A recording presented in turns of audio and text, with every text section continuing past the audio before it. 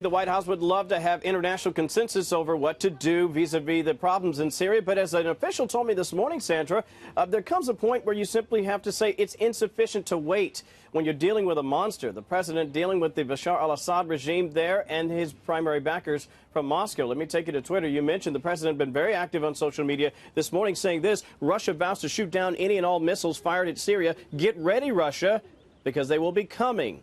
Nice and new and smart.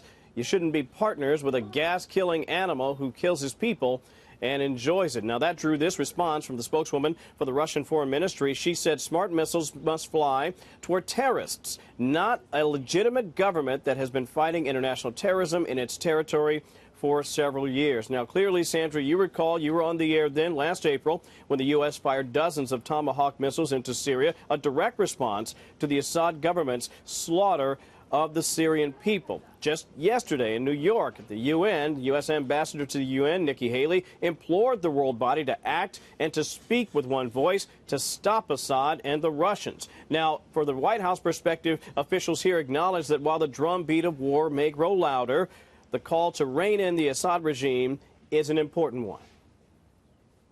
The president's been clear. We're working with our partners and allies and our national security team to look at all options. And as we've said, all options are on the table, but I'm not going to get ahead of anything the president may or may not do.